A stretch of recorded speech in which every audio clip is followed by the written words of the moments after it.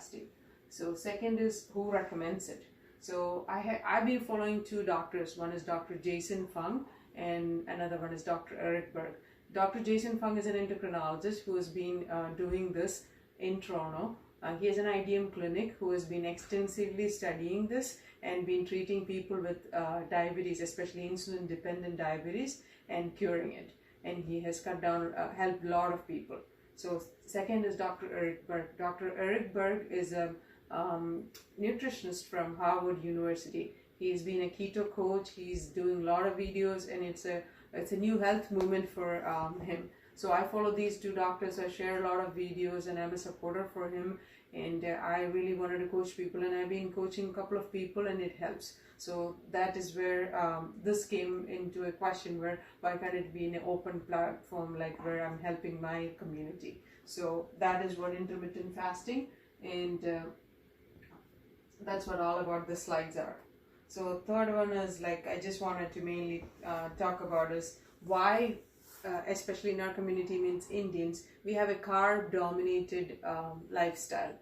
We eat a lot of rice, a lot of rice dishes we do from morning breakfast to lunch to evening. So this concept which I wanted to convey is like reducing the carbs to 25% of the total meal, and that is in the intermittent fasting. So you don't eat for 16 hours and you're going to eat for 8 hours. In that 8 hours, you're going to incorporate 25% of the carbs.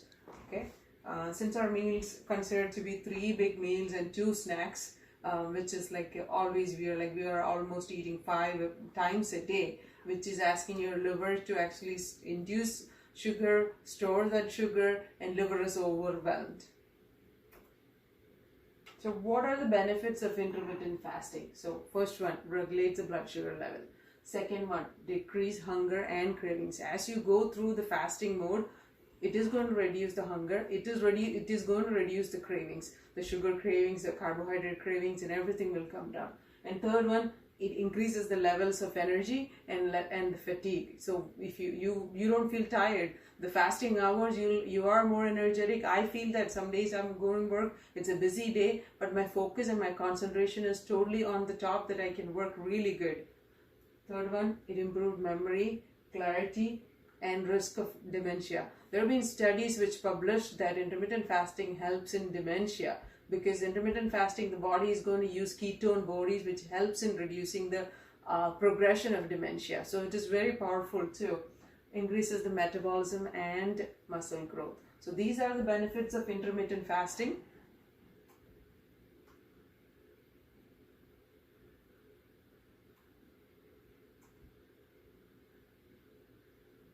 So the next slide is about a fatty liver. So why I want to bring up this fatty liver topic is because since we are eating a carbohydrate dominant meal, most of our problem is the liver is actually inducing glycogen to store into glycogen in the liver. So the carbohydrate dominant meal is going to go affect a lot in the liver. So I've met a couple of people when I was in India saying that they have 3rd stage fatty liver disease. What does it mean? They don't drink alcohol, or they don't do any kind of like liver damaging medications or anything. Only thing, they eat a lot of carbs in their diet.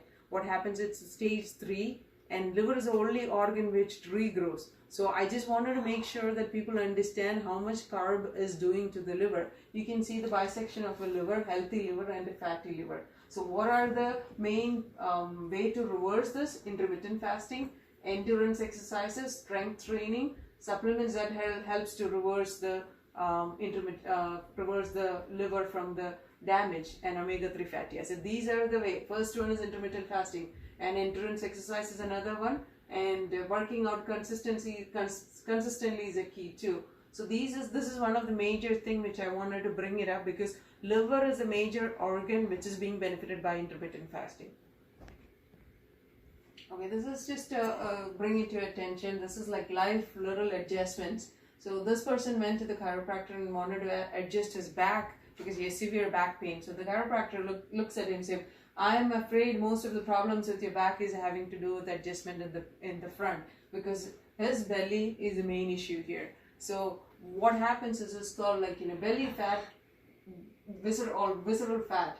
So what happens is when there is so much fat deficit, especially in the belly part, that is going to affect all your spinal, all your muscles, all your back. That's why there's a lot of people suffering from back pain, which is going to affect their lifestyle too. So how to burn belly fat? Again, do intermittent fasting, 2 meals a day, reduce snacking habits, reduce the sugar, eat 5 cups of vegetables, and add healthy fat to the diet.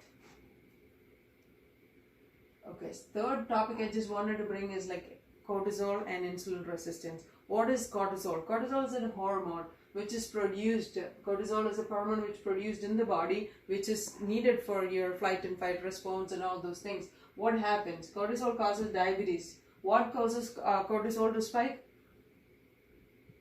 It's like it can cause like a stored triglycerides breakdown and mobilized. So what happens is cortisol increased, there's a fat deposit more. Third is increased blood sugar and causing insulin resistance. Fourth is increased appetite. So cortisol is a major hormone which causes increased appetite, which is in diabetes too. So that's the reason why people who are diabetic, they have cortisol level higher.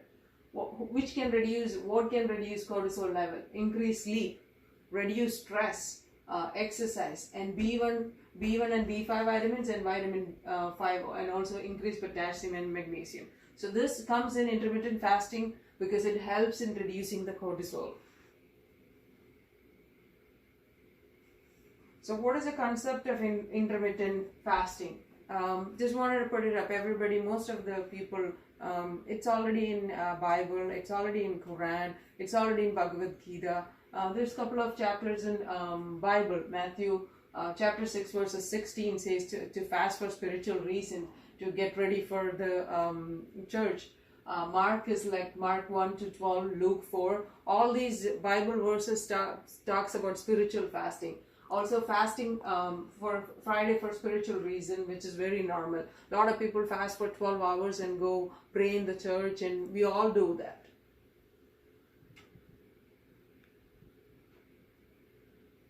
So I just wanted to explain what are the simple prep for fasting. Okay, first of all, first step is plan a schedule. Plan what you can do, not like go and work the next day you start 16 hours fasting. What you have to do is 3 days in a week, every other day, what you want to do, what you want to achieve, your BMI, your goal, you want to cure your diabetes, that is what your plan should be. Pick a time you stop eating, what time you get home after work, or what time your last meal is, that is 6 p.m. Okay, 6 to 6, that is another concept. You take 12 hours from that period